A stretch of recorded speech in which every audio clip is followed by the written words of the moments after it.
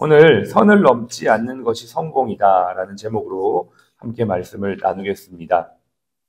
오늘은 어저께 이어서 아사랴 왕의 아들 우시아에 대한 말씀입니다.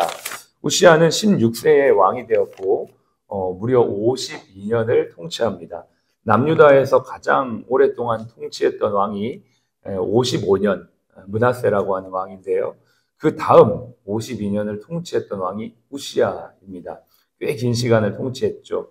그리고 왕들이 수명이 대체로 짧은데 그는 통치 기간 다 합치면 68세 정도 살았다라는 걸 알 수가 있습니다. 우시아 시대는 남유다 왕국의 전성기였습니다. 오늘 우리가 읽진 않았지만 26장에 보면 그가 왕으로 있었을 때에 블레셋, 암몬, 아라비아 등 주변의 나라들을 제압하고 예루살렘 성벽을 공고하게 강화했고 여러 가지 군사 무기와 또 군대를 체계적으로 조직화해서 발전시켜서 국방력을 강화했던 왕이었습니다. 뿐만 아니라 목축, 또 농업, 또 여러 저수지와 또 농장을 활용해서 백성들의 부를 극대화하는 그러한 훌륭했던 왕이었습니다. 성경은 그가 하나님을 찾는 동안에 하나님이 그를 형통하게 하셨다라고 말하고 있습니다. 오늘 우리가 이 말씀을 한번 보기를 원하는데요. 역대하 26장 5절에 보시면 이렇게 나와 있습니다. 함께 읽겠습니다. 하나님의 묵시를 밟지 않은 스가랴가 사는 날에 하나님을 찾았고 그가 여호와를 찾을 동안에는 하나님이 형통하게 하셨더라.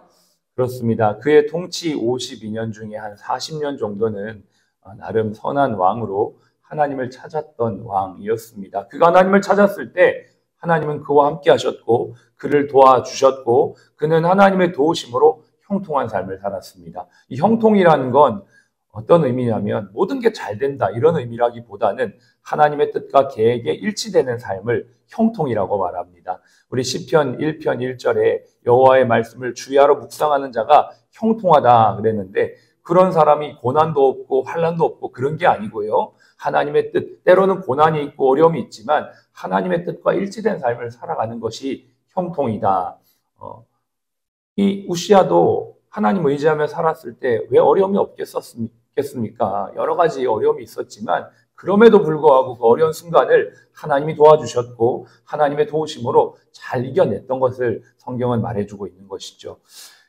다음 구절 26장 7절도 한번 읽겠습니다. 하나님이 그를 도우사 블레셋 사람들과 구르바알에 거주하는 아라비아 사람들과 마온 사람들을 치게 하신지라.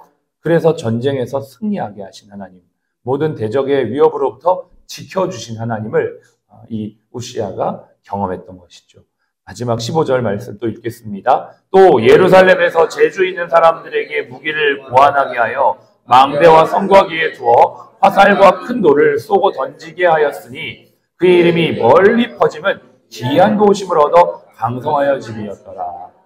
우시아 왕의 이름이 널리 퍼졌습니다. 다시 말해 유명해졌다는 거죠. 나라를 넘어 또 다른 나라 지경에 이르러서 우시아라는 왕은 대단한 왕, 훌륭한 왕, 존경받는 왕으로 소문났던 것은 하나님의 기이한 도우심 때문인 줄로 믿습니다.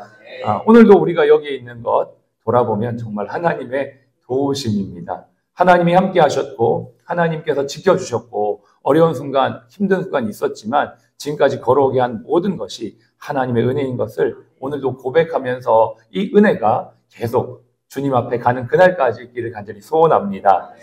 그런데요, 그랬던 그가 오늘 읽었던 이 16절에 보니까 이렇게 말합니다. 성경은 그가 강성하여짐에 그의 마음이 교만하여 악을 행하여.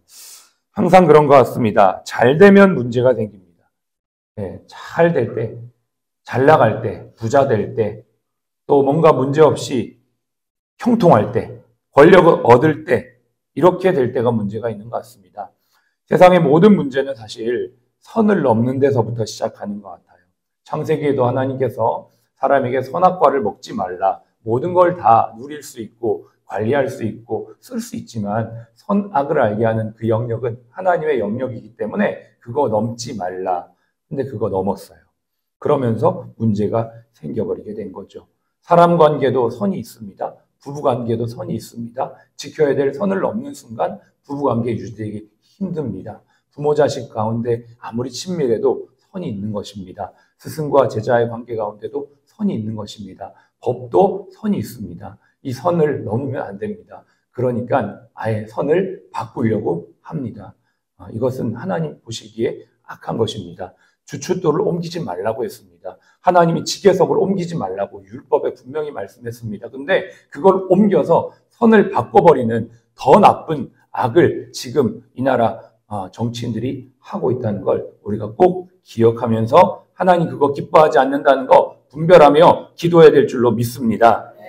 우시아가 선을 넘는 장면을 조금 더 면밀하게 보겠습니다. 16절을 같이 함께 읽겠습니다. 그가 강성하여 짐에 그의 마음이 교만하여 악을 행하여 그의 하나님 여호와께 범죄하되 곧 여호와의 성전에 들어가서 향단에 분향하려 한지라. 지금 구체적으로 그가 선을 넘는 행동이 16절에 보니까 이렇게 말합니다. 여호와 하나님께 범죄하되 곧 여호와의 성전에 들어가서 향단에 분향하려 한지라. 그냥 읽으면 이게 뭐 특별한 문제가 있는가 생각이 될 수 있지만 이것은 큰 문제가 있습니다. 특별히 세 가지의 선을 넘는데요. 첫 번째, 들어가면 안 되는 여호와의 성전에 들어가서 그 경계, 물리적인 선을 넘어버리는 것입니다. 여기 누구만 들어갈 수 있냐면 제사장만 들어갈 수 있는 공간입니다.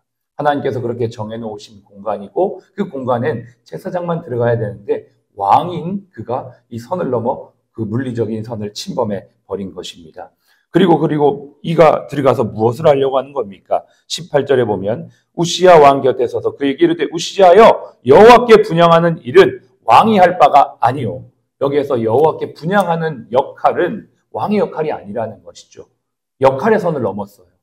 지금 그가 물리적 공간의 선을 넘어서 무엇을 하려고 하냐면 제사장만 할 수 있는 분향하는 일, 아침 저녁으로 2번의 분향을 제사장이 하라고 하나님께서 레위 율법에 말씀하셨는데 그 역할의 선을 넘어 자기가 제사장 역할까지 하려고 하는 것이죠.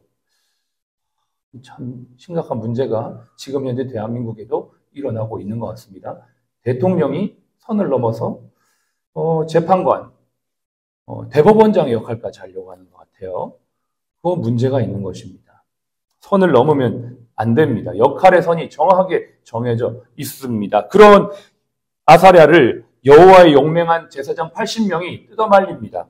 17절에 보면 제사장 아사랴가 여호와의 용맹한 제사장 80명을 데리고 그의 뒤를 따라 들어가서 이렇게 하면 안 됩니다. 이렇게 하자 19절을 보십시오. 우시야가 손으로 향료를 잡고 분향하려 하다가 화를 내니 지금 선을 하나 더 넘었습니다. 무슨 선을 넘습니까? 감정의 선을 넘었습니다. 이거 지금 잘못된 거를 하지 말라라고 하는 제사장들의 그 말에 순종하며 내가 잘못했지, 선 넘었지 라고 깨달아서 딱 자신의 그 분노를 조절하고 돌이켜 나왔으면 좋았을 뻔했는데 그렇지 않고 화를 내버린 거죠. 화를 냈다는 건 어떤 의미입니까? 감히 내가 왕인데 누가 나한테 반역을 하느냐 이런 의미인 것이죠. 제사장, 하나님이 세우신 권위에 대한 반항입니다. 자신의 잘못을 듣는 대신 감히 누가 나에게 이러한 일을 행하느냐라는 교만의 문을, 감정의 문을 열어버린 것입니다. 이렇게 세 가지의 선을 넘어버렸던 것이죠. 특별히 우리가 이것을 우리의 삶에 적용해 보자면 우리가 물리적인 선이나 역할의 선은 참 넘지 않는 경우가 일반적으로는 대부분입니다. 특별한 경우는 물론 이런 게 있을 수 있지만 대부분은 그렇지 않죠. 그러나 우리가 어쩔 때 보면 감정의 선을 넘을 때가 종종 있지 않는가. 우리뿐만 아니라 주변에 우리가 여러 가지 상황을 보면 요즘에 감정을 조절하지 못해서, 즉 분노를 조절하지 못해서 그 선을 넘어 폭력을 행한다든지 법적인 것들을 어긴다든지 그러한 것들이 많고, 뿐만 아니라 법을 어기지 않아도 우리가 공동체 안에서 감정의 선이 넘어서 공동체의 관계, 사람의 관계가 깨어지는 경우가 있는 것들을 봅니다. 우리가 바울의 예를 한번 생각해 보기를 원합니다. 사도행전 24장에 보면 바울이 대제사장 앞에 끌려가서 신문을 받게 됩니다. 그런데 그가 신문하는 그 자리에서 판단하는 말을 하자 하나님이 너를 심판하실 것이다 라고 바울이 그를 책망하자 그 주변에 있었던 사람들이 지금 네가 책망한 저 사람이 누군 줄 아느냐?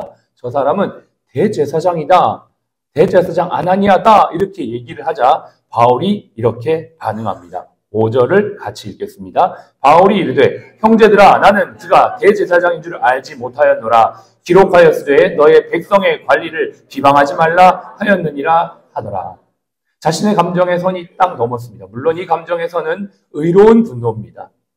특칠한 담과 같은 제사장들, 그 당시에 종교의 탈을 쓰고 온갖 권력과 악을 행했던 그들을 향해 바울은 담대하게 하나님의 용기로 저들을 책망하였지만 그가 하나님의 율법에 세우신 관리인 것을 알고는 자신의 감정을 누그러뜨립니다. 의로운 분노마저도 하나님의 말씀의 다스림 가운데 나아가는 이 바울을 보면서 우리도 우리의 감정을 하나님의 말씀으로 성령의 인도하심으로 지켜내야 될 줄로 믿습니다. 성경은 선을 넘지 않는 것이 성공이라고 평가합니다.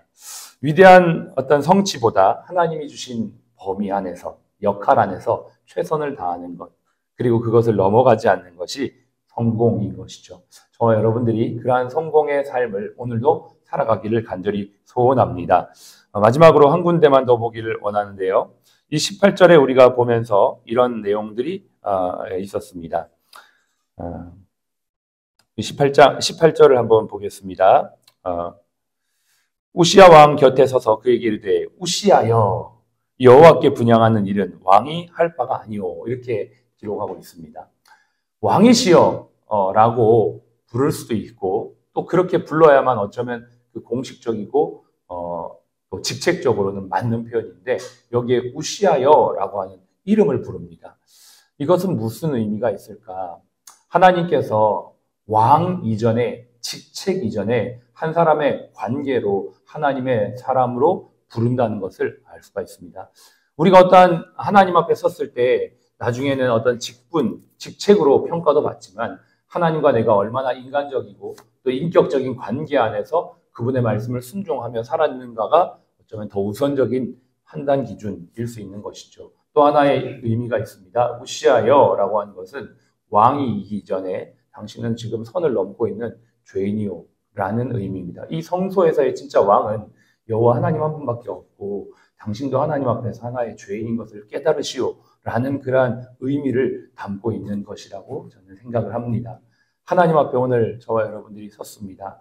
다 각자 직분이 다릅니다. 직책이 다릅니다. 그러나 우리는 그 직책과 직분 이전에 하나님 앞에 선 한 사람의 인간으로 또 하나님 앞에 선 한 사람의 연약한 죄인으로 주님의 은혜를 구하며 나아가기를 원합니다. 다시 한번 우리의 삶에 정해주신 범위, 역할, 직책, 관계 안에서 선 넘지 아니하고 선을 잘 지키며 넘지 않는 것뿐만 아니라 나에게 주어진 역할을 잘하는, 최선을 다하는 지혜로운 하나님의 사람들이 되시기를 주의 이름으로 축복합니다. 기도하겠습니다.